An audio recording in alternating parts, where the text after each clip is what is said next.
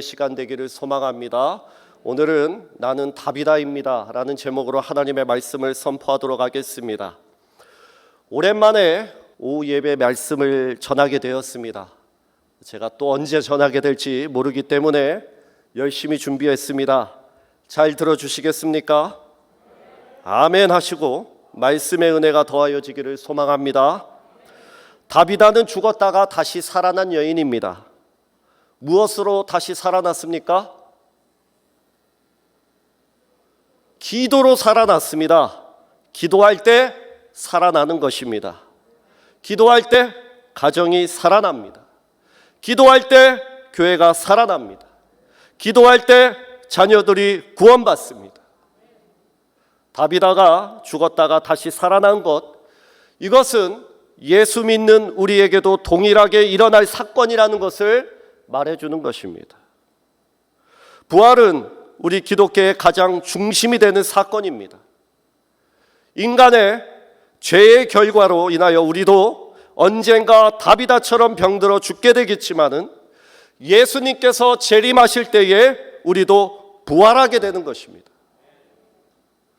여러분이 구원받고 죽어도 부활할 것이고 믿지 않고 죽어도 부활할 것입니다. 우리만 부활하는 것이 아니라 주를 믿지 않고 죽은 자들도 부활한다고 성경이 증거하고 있습니다. 그러나 구원받은 자들의 부활과 구원받지 못한 자들의 부활은 분명하게 차이가 있습니다. 우리의 부활은 예수 안에 있는 생명의 부활이지만은 구원받지 않고 죽은 자들의 부활은 심판의 부활인 것입니다. 우리는 지옥을 간접적으로 듣고 알고 배웠지만은 실제 지옥은 우리가 아는 것에 상상도 안 될 만큼의 큰 고통과 저주가 있는 곳입니다. 그래서 절대로 가지 말아야 하는 곳은 바로 지옥인 것입니다. 어느 목사님의 사모님께서 중병에 걸려 있을 때 지옥 체험을 하셨다고 합니다. 지옥 가운데 가셨는데 자기 교회를 섬겼던 권사님께서 고통 중에 계신 그 모습을 보았다라고 합니다. 얼마나 놀랐겠습니까? 다행히 사모님께서 깨어나셔서 자기 남편 목사님을 보자마자 이렇게 말했다고 합니다. 장 목사, 목회 똑바로 해. 성도가 지옥 가 있어. 여러분, 우리의 육체가 있다는 것이 왜 중요한지 아십니까? 육체가 있다는 것은 우리가 구원받을 수 있다는 기회가 있다는 것입니다. 우리의 육체가 없을 때 우리는 구원받을 기회가 없다는 것입니다. 그렇기 때문에 육체가 있을 때 반드시 구원은 받으시기를 바랍니다. 우리의 자녀들 육체가 있을 때 구원받기를 소망합니다. 그리고 반드시 생명에 부활하도록 그들을 인도할 수 있는 저와 여러분이 되기를 소망합니다. 다비다가 살았던 이 욥바라는 곳은요, 사진을 보여주시면은 욥바는 예루살렘에서 서북쪽에 55km 정도에 떨어져 있는 항구 도시였습니다. 여러분이 보시기에 왼쪽에 보시면은 욥바라고 되어 있을 것입니다. 그곳에 다비다를 살림 이렇게 되어 있죠. 지금은 자파라고 불리고 이 자파의 신시가지는 텔아비브라고 하는 그렇게 불리는 장소이기도 합니다. 여러분 한 번씩 들어보셨을 것입니다. 이 욥바는 솔로몬이 성전을 건축할 당시에 레바논의 백향목이 들어왔던 장소입니다. 또 욥바는 요나가 하나님의 말씀을 듣지 않고 다시스로 도망하려고 할 때에 배를 탔던 장소가 욥바였습니다. 그리고 욥바는 베드로가 무드장이 이 시몬의 집에 있을 때 고넬료의 청함을 받았던 곳이기도 합니다. 아름다운 항구 도시에 아름다운 한 여인이 있었으니 바로 다비다였습니다. 마치 아름다운 우리 평화교회에 성도님들이 계시듯이 욥바에는 다비다가 있었던 것입니다. 맞습니까? 우리 교회에는 여러분들이 계셔가지고 교회가 아름다운 것입니다. 맞습니까? 그냥 아멘 하시면 됩니다. 저도 우리 교회에 있어가지고 우리 교회가 더 아름답다라고 그냥 생각합니다. 여러분, 욥바는 다비다 때문에 더 아름다웠고 우리 교회는 우리 성도님들 때문에 더 아름다운 것입니다. 다비다는 이 히브리식 이름이고 번역하면 도르가라고 되어 있는데 도르가는 헬라식 이름입니다. 둘 다 이 가젤, 영양, 암사슴이라는 뜻을 가지고 있습니다. 다비다는 유대인이었지만은 이방인들 사이에서 함께 살았던 인물입니다. 다비다는 이름을 들으면, 다비다라는 이름을 들으면 욥바 사람들은 아름다움을 나타내는 이름이구나라는 것을 알 수 있었습니다. 다비다는 이름처럼 아름다운 인생을 살았던 여인입니다. 우리도 다비다처럼 이름값하며 살아야 합니다. 심혈을 기울여서 부모님께서 지어주신 그 이름값에 맞게 인생을 살아야 하는 것입니다. 어디 쉽게 자녀의 이름을 지은 부모가 어디 있겠습니까? 또 우리는 이름값뿐만 아니라 얼굴값을 하며 살아야 됩니다.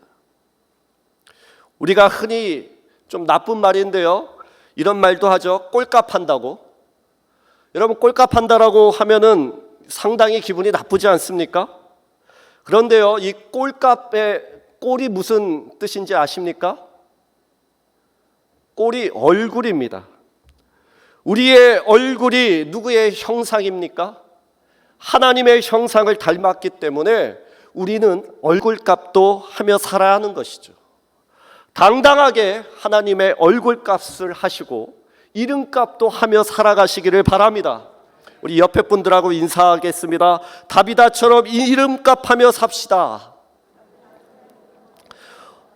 얼굴값하며 삽시다. 이름값하고 얼굴값하며 살아야 됩니다. 제 이름이 도영이죠. 길도자에 영아영자를 쓰는데 제가 길에서 뭐 하라는 것인지 도무지 이해를 하지 못했어요. 그런데 여러분, 어떠한 길이겠습니까? 바로 주의 길 아니겠습니까? 주의 길을 올바르게 잘 가면 하나님께서 나의 인생을 복되게 하실 것이다 라는 그 생각과 믿음을 가지고 살아갑니다. 저희 둘째 딸 이름이 유나입니다. 저희 가정은 원래 빛나라고 지으려고 했습니다. 그런데 최기수 목사님께서 이름을 들으시더니 빛나보다는 유나가 낫겠다라고 이렇게 말씀해 주시더라고요. 아이도 잘할 텐데 나이가 들었을 때 유나가 낫겠다 이렇게 추천해 주셨습니다. 그래서 유나로 바꾸고 나니까 잘했다라는 생각이 들었습니다. 또 나중에 오셨던 황충만 목사님 둘째 딸 이름도 빛나였어요. 그러니까 이름도 겹치지 않고 잘 바꿨다 이렇게 생각을 했습니다. 이 다비다는 이름뿐만 아니라 그녀의 삶 또한 아름다운 삶을 살았던 여인이었습니다. 우리 36절 한 번 더 읽겠습니다. 욥바에 다비다라는 여제자가 있으니 그 이름을 번역하면 도르가라. 선행과 구제하는 일이 심히 많더니. 성경은 이 여인을 두 단어로 설명합니다. 하나는 여제자였고 두 번째는 선행과 구제하는 일이 심히 많았다라고 되어 있습니다. 여제자라는 표현은 성경에 이 다비다밖에는 듣지 못했습니다. 오직 다비다만이 여제자라는 표현을 받았습니다. 제자는 어떠한 삶을 사는 사람입니까? 스승의 가르침을 따르는 사람, 스승이 갔던 길을 가는 사람이 제자의 삶이죠. 예수님께서 가셨던 그 길을 가는 것이 이 다비다, 도르가의 길이었던 것입니다. 예수님께서 어떠한 일을 하셨습니까? 천국까지 못하는 백성들을 하나님의 자녀 만드셔서 천국 가도록 인도하셨습니다. 다비다도 그 일 했다는 것입니다. 여러분이 만약 예수님의 제자라고 한다면은 다른 일 아니라 믿지 않는 자들에게 복음을 전하여서 천국으로 인도하는 그 일을 해야 한다라는 것입니다. 부모님께 용돈 드리는 것도 좋지만은 부모님 천국 가시도록 인도해야 하는 것이죠. 자녀들이 좋은 대학, 좋은 직장, 좋은 집에 사는 것도 중요하지만은 천국 못 가면 실패하는 인생이 되는 것입니다. 천국은 선택 과목이 아니라 반드시 가야 하는 필수 과목인 것입니다. 또한 다비다는 선행과 구제하는 일이 심히 많았다라고 되어 있습니다. 왜 우리가 착한 일과 다른 이들을 도와야 하는 것입니까? 바로 천국 가는 길로 인도할 수 있도록 그 일이 도구로 사용되기 때문입니다. 욥바는 항구 도시였기에 배 사고를 만난 어부들이 특히 많았다고 합니다. 그러니 동네에 과부들이 많았던 것이죠. 지금은 여성들도 거의 경제적으로 활동을 하며 살아갑니다. 남편 혼자 버는 것보다 둘이 벌 때가 훨씬 더 수월하죠. 그래서 남성보다도 훨씬 더 경제활동을 잘 알고 경제적으로도 더 남편보다도 잘 버는 그 여성분들도 많이 계십니다. 부럽습니다. 저는 제 아내도 그렇게 되기를 바랍니다. 그러나 그 당시에 과부들은요, 누군가의 도움을 받지 않으면 안 되는 가장 사회적 약자에 있었던 위치였습니다. 다비다는 그런 과부들을 섬겼던 것입니다. 이 심이 많다라는 표현은 헬라어 플레레스라는 단어인데요, 가득한, 충만한이라는 뜻을 가지고 있습니다. 그러니까 이렇게 해석할 수 있겠죠. 다비다는 착한 일과 불쌍한 사람을 돕는 일이 가득하고 충만한 여인이었다, 이렇게 해석할 수 있는 것입니다. 예수님께서 물고기 2마리와 떡 5개를 가지고 5,000명을 먹이셨을 때 거기에 모인 성도들을 다 먹인 후에도 남은 떡을 가져오니까 12광주리에도 넘고 찼다라고 되어 있습니다. 여기 충만하게 찼다라는 단어가 똑같은 이 플레레스라는 단어인 것입니다.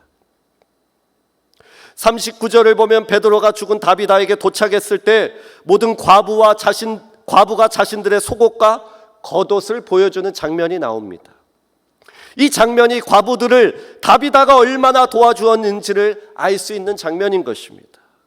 이 당시 겉옷은요, 평상시에는 외투로 사용하다가 낮에는 햇빛을 가리는 가림막으로 사용도 했고 저녁에는 이 담요로 사용하기도 했었습니다. 그리고 겉옷은 금전적인 가치로도 인정받았습니다. 그러니 이 다비다가 얼마나 자신의 것을 헌신한 여인이었겠습니까? 그리고 속옷은요, 그 안에 있는 받쳐있는 그런 옷들을 말하는 것입니다. 다비다는 요한일서 3장 18절 말씀처럼 뭐라고 되어 있습니까? 같이 읽어볼까요? 자녀들아, 우리가 말과 혀로만 사랑하지 말고 행함과 진실함으로 하자, 말씀처럼 그대로 살았던 인물인 것입니다. 어느 장로님과 함께 차를 타고 있는데 장로님께서 이런 말씀을 하셨습니다.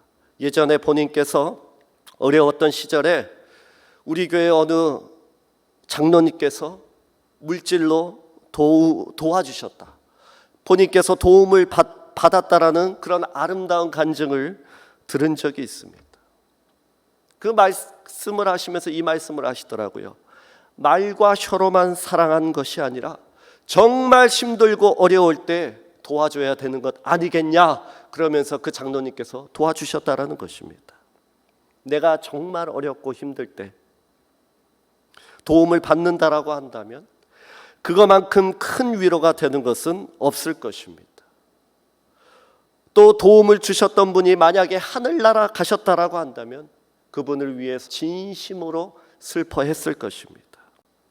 다비다에게 도움을 받은 과부들도 그 심정이었을 것입니다. 다비다는 자신의 몸과 외모를 치장하는 데 물질을 사용하지 않았습니다. 선행과 구제하는 것에 물질을 사용하고 헌신이 차고 넘쳤던 여인이었습니다. 우리의 인생이나 시간이나 물질을 낭비하며 살지 말아야 합니다. 낭비는 나쁜 것이죠. 그러나 이웃을 위한 물질과 시간은 낭비하며 살아야 합니다. 이웃을 위한 거룩한 낭비를 할 때 다비다의 아름다운 인생처럼 하나님께서 우리의 인생도 기억하신다는 것을 믿으시기 바랍니다. 또한 우리는 거룩한 낭비를 이미 받은 자들입니다. 예수님께서 우리를 위해 채찍에 맞으시고 상하셨고 거룩한 보혈을 흘려주셔서 하나님의 자녀로 거듭나게 하셨습니다. 우리는 그 은혜를 경험한 사람들입니다. 그럼에도 다비다가 어떻게 되었습니까? 그런 착한 행실을 할 때에 병들어 죽었다라고 되어 있습니다. 다비다가 착한 일과 가난한 자를 항상 돕고 있을 그때에도 병은 찾아오는 것입니다. 여러분, 우리에게도 이런 일이 얼마든지 있을 수 있는 것입니다. 이런 분들이 오랫동안 옆에 있으면 얼마나 좋겠습니까? 그럼에도 교회에 착하고 사랑이 넘치는 귀한 일꾼과 종들을 하나님께서 데려가시기도 합니다. 하나님, 제가 얼마나 주를 위하여 헌신하고 봉사하였습니까? 그럼에도 우리가 병들 수 있다라는 것입니다. 또 복음을 위해 수고하시는 해외 선교사님들을 갑자기 데려가시기도 합니다. 여러분, 우리가 언제 가장 정직한 자신의 평가를 받을 것이라고 생각하십니까? 우리는 죽었을 때 가장 정직하고 냉정한 평가를 받게 될 것입니다. 다비다는 살아서 많은 과부를, 많은 사람을 돕고 헌신했더니 병들어 죽었을 때 다비다에게 도움을 받았던 사람들과 과부들이 얼마나 슬퍼했는지 모릅니다. 우리도 언젠가 하나님께서 데려가셨을 때 다비다처럼 사람들이 진심으로 안타까워하고 슬퍼하는 인생 되기를 소망합니다. 겉으로 말은 못하겠죠. 그러나 저 인간 참 잘 죽었다, 속으로 이런 소리 들으면 참 안타까운 것이죠. 교회에 참 큰 인물 떠나셨다, 헌신하고 사랑이 넘치는 분이 가셨다, 성도들이 아쉬워하고 슬퍼하는 그런 복된 인생 되기를 소망합니다. 저도 우리 교회에 있다 보니까, 오래 있다 보니까 많은 성도님들의 장례를 경험하게 되었습니다. 몇 분 이름을 대볼까요?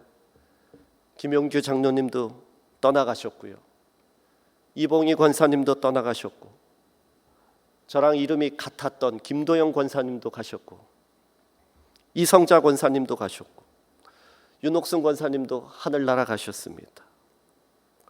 한결같이 교회를 위하여 충성하다 가신 분들이십니다. 우리들도 언젠가 이분들과 재회할 그날이 올 것입니다. 그때까지 다비다처럼 예수 그리스도와 교회와 성도를 위하여 거룩한 낭비하며 하늘나라에 갈 수 있기를 축복합니다. 우리 38절과 39절 같이 읽겠습니다.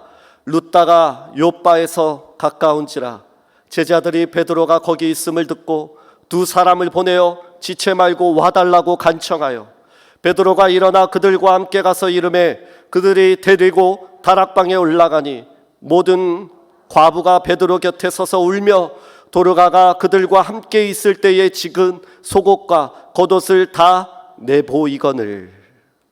베드로가 있었던 룻다는 욥바에서 약 20km 떨어진 장소였습니다. 제자들이 두 사람을 보내서 베드로가 욥바로 지체하지 말고 올 것을 요청합니다. 여러분, 생각해 보십시오. 왜 제자들이 베드로에게 지체하지 말고 오라고 사람을 보냈을까요? 무엇을 위함이었겠습니까? 장례를 때문이었겠습니까? 아니면은 베드로라면 죽은 다비다를 살릴 수 있을 것이라는 믿음 때문이었겠습니까? 무엇 때문이었겠습니까? 제자들이 베드로를 청한 이유가 정확하게 성경에는 설명되어 있지는 않지만은 그 당시 유대인들은 항상 사람이 죽으면은 시신을 깨끗이 씻어 향유를 발라 주었는데 다비다는 왠지 씻기만 하고 향유를 바르지 않은 것으로 보아서 베드로를 통하여 하나님께서 역사하시면 다비다가 살아날 것이라는 믿음을 가졌던 것으로 보입니다. 그리고 그들은 1층이 아닌 굳이 다락방에 다비다의 시신을 올려두었습니다. 성경에는 다락에서 일어난 하나님의 많은 역사를 기록하고 있습니다. 엘리야는 다락방에 누인 사르밧 과부의 아들을 다락에서 살려주었습니다. 엘리야의 제자 엘리사도 수넴 여인의 아들을 어디에서 살려주었습니까? 다락에서 살려주었습니다. 예수님과 제자들의 최후의 만찬 장소도 다락에 있었습니다. 초대교회 제자들이 마가의 다락방에서 성령 체험을 하였습니다. 편안하고 안락한 장소에서만 하나님께서 역사하시는 것이 아니라 여러분들이 힘들고 피하고 싶은 어려운 장소에서도 여전히 하나님은 역사하신다라는 것입니다. 하나님을 만날 수 있는 다락과 같은 장소가 여러분에게 있기를 소망합니다. 우리 40절과 41절 같이 읽겠습니다. 베드로가 사람을 다 내보내고 무릎을 꿇고 기도하고 돌이켜 시체를 향하여 이르되 다비다야 일어나라 하니 그가 눈을 떠 베드로를 보고 일어나 앉는지라. 베드로가 손을 내밀어 일으키고 성도들과 과부들을 불러들여 그가 살아난 것을 보이니. 아멘. 첫 번째로 어떻게 했습니까? 베드로가 사람을 다 내보내고 무릎을 꿇고 기도했습니다. 유대인들은 서서 기도했습니다. 그러나 베드로는 다비다의 시체 앞에 무릎을 꿇고 기도했습니다. 지금까지 꿇지 않았던 무릎을 꿇고 기도했더니 역사가 일어나는 것입니다. 하나님의 역사는 무릎을 꿇는 사람 앞에 나타날 것입니다. 기도하는 사람이 승리하는 것입니다. 엘리야가 갈멜산에서 기도할 때 그의 얼굴을 무릎 사이에 넣고 기도했습니다. 다니엘은 하루에 3번씩 무릎을 꿇고 기도했습니다. 스데반도 무릎을 꿇고 기도하는 중에 순교했습니다. 바울도 무릎을 꿇고 기도했습니다. 예수님도 겟세마네 동산에서 기도하실 때 무릎을 꿇고 기도하셨습니다. 여러분, 어제 제가 좋아하는 목사님 한 분을 만났습니다. 제가 군대에 있을 때 선임 목사님이셨는데 그분이 이제 담임 목사님으로 위임하셔서 이제 위임 예배를 드리셨기 때문에 한번 찾아뵈려고 어제 시간을 내서 오후에 다녀왔습니다. 이분이 책을 얼마나 많이 읽으시는 분이신지 제가 전에도 한번 말씀을 드렸는데 군 생활 중에 790일 중에 책을 500권을 읽고 나가셨습니다. 책이 얼마나 많으신지 어제 교회에 가보니까 본인이 소장하신 책으로 도서관을 만드셨더라고요. 그러니까 이분은 설교를 잘해서 목회하고 싶으셨던 분이셨습니다. 머리로 지적인 것으로, 영성이 아닌 지적인 것으로 사역하고 싶었다라고 이렇게 말씀하셨어요. 그런데 이분이 완전히 변하셨어요. 그리고 저에게 간증하시는 거예요. 그러면서 이렇게 말씀하시더라고요. 장로교의 역사가 16세기부터 약 600년의 역사가 되었는데 전 세계 성도가 1,500만 명 정도 된다라고 합니다. 1,500만 명, 정말 많죠. 그런데 오순절 교단 순복음, 여러분 여의도 순복음 생각하시면 될 겁니다. 여의도 순복음의 그 오순절 교단은 1906년에 미국의 아주사 거리에서 부흥운동이 일어났는데 100년이 조금 넘는 전통인데도 전 세계에서 6억에서 8만 명의 8억의 성도가 있다고 했습니다. 그 이야기를 듣고 자신이 생각이 변했다라는 것입니다. 무엇의 차이입니까? 설교를 잘 준비하는 것도 중요하지만은 그 설교에 성령께서 역사하셔야 된다라는 것입니다. 사역은 성령의 역사로 하는 것입니다. 기도의 힘이라는 것입니다. 여러분, 그런 지적인 분들이 성령의 사람이 되니까 얼마나 제가 더 반갑고 기쁜지 몰랐습니다. 여러분, 기도는 힘이 있습니다. 여러분, 기도해야 하겠습니다. 무릎을 꿇는 기도회가 필요합니다. 저는 그런 기도회가 우리 교회에 생겼으면 좋겠습니다. 몸만 무릎을 꿇는 것이 아니라 마음도 낮아질 때 하나님께서 우리 교회를 살려주시고 자녀를 살려주시고 부모님들을 살려주실 것입니다. 기도할 때 다비다가 살아났듯이 우리가 연약하고 가라앉고 죽은 부분을 다시 기도로 무릎을 꿇고 기도할 때 살려주실 줄로 믿습니다. 두 번째 어떻게 했습니까? 선포했습니다. 다비다야 일어나라. 선포의 힘입니다. 예수님도 회당장 야이로의 딸을 살리실 때 아이의 손을 붙잡고 달리다굼이라고 선포하셨습니다. 일어나라. 가정에 흐르는 나쁜 DNA 습관과 잘못된 것들이 가정에 있습니다. 불순종과 죄악을 향하여 선포해야 합니다. 떠나갈지어다. 부정적인 생각과 거친 언행이 떠나가도록 선포해야 합니다. 떠나갈지어다. 그럴 뿐만 아니라 모든 교회와 가정 가운데 성령의 불이 타오르도록 살아날지어다 선포할 수 있기를 바랍니다. 세 번째로 손을 내밀어 일으켰습니다. 마가복음 9장 27절입니다.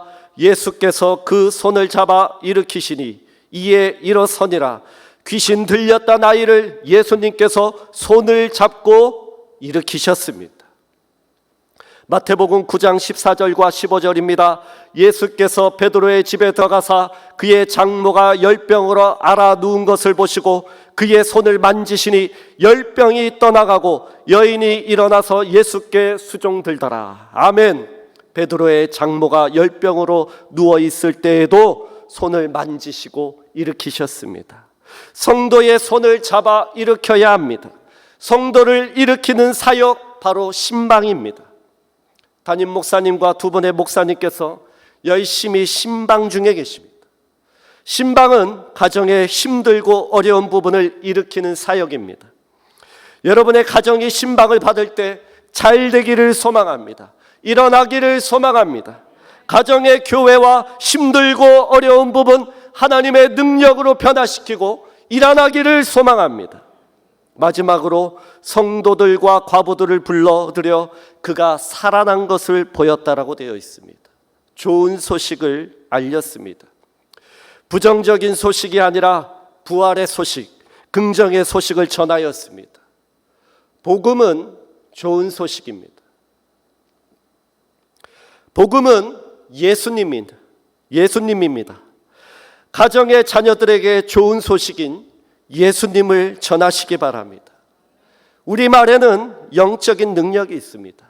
자녀에게 축복의 말을 하듯이 교회의 부정적인 소식, 연약한 소식, 나쁜 소식이 아니라 아름다운 소식, 좋은 소식을 전할 수 있기를 바랍니다. 42절에 온 요파 사람이 알고 많은 사람이 주를 믿더라. 다비다를 살릴 때 베드로는 자신을 드러내지 않았습니다.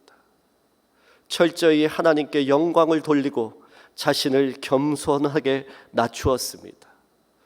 과거 우리나라에도 능력받고 기적을 행했던 분들이 많이 계셨습니다.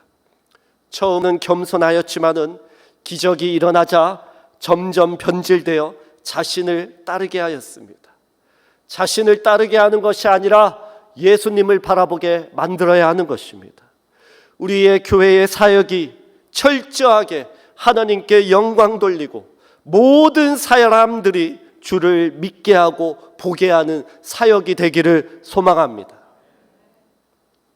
제가 맡은 2000년 사역을 잠시 나누고 함께 기도하기를 소망합니다. 2000년 사역이 정말 어렵습니다. 정말 어렵습니다. 개인적으로 열정도 많이 식어버린 것 같고 스트레스도 많이 받았습니다. 열심히 사역하고 싶은데 뜻대로 잘 되지가 않습니다. 청년들이 예배에 참석하지 않고 전화 받지 않고 만나자고 하면은 거절당합니다. 우리 교회의 이 청년 대부분이 장로님들, 권사님들, 집사님들 자녀들입니다. 그런데 안 나옵니다. 솔직히 코로나는 이제가 핑계가 되었습니다. 온라인 예배가 자신에게 잘 맞는다고 말합니다. 온라인 예배가 잘 맞는데요. 그럼 된 예배는 잘 안 맞는 것이죠. 내가 편한 것이 올바른 예배라고 생각할 수 없는 것입니다. 예배당에 나와 예배 안 드려도 된다는 마음이 이미 고착되었습니다. 제가 뭐라고 성도님들 저격할 수 있겠습니까? 그럴 마음 전혀 없습니다. 장로님들, 권사님들, 집사님들에게 부탁드리는 것입니다. 서로 위기감을 느끼고 현실을 직시하고 서로 마음이 아파야 합니다. 이 청년 자녀가 예배 나오지 않는데 여러분 왜 저를 책망하지 않으십니까?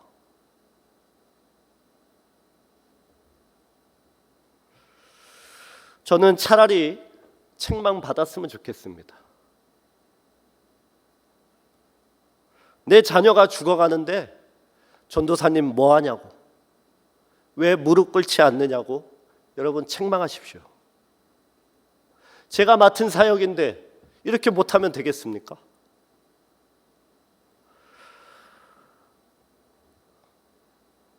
여러분, 그리고 온라인 예배 때 자녀 이름 쓰지 마십시오. 자녀 데리고 나오십시오. 머리가 커져서 부모도 말 못하는 세대가 우리 자녀가 되었습니다. 교역자가 말해도 우습게 여기는 세대, 여러분 우리의 책임입니다. 엘리도 제사장이었고 사무엘도 제사장이었는데 자녀 교육 다 실패했습니다. 우리도, 저도, 여러분들도 자녀들 천국 인도하는 거 얼마든지 실패할 수 있습니다. 장로님, 권사님, 내가 이곳에서 종신한 이후에 우리 자녀가 이곳에서 신앙생활 할 것이라는 그 확신을 할 수 있겠습니까? 우리의 자녀가 우리 교회에 굳이 나와야 하는 이유가 있다라고 생각하십니까? 이곳에서 예수님 만나지 못하면은 굳이 나와야 하는 이유가 없다라는 것입니다. 전도사가 해주겠지. 죄송하지만 저를 보니까 저는 그런 능력이 없는 것 같습니다. 여러분, 같이 해야 합니다. 저는 한 번도 우리 교회를 그냥 있다가 떠나갈 교회라고 생각한 적이 없습니다. 다른 분들도 마찬가지일 것입니다. 제2의 모 교회라고 생각하고 섬겼습니다. 여러분, 그러기에 도와주십시오. 같이 기도합시다.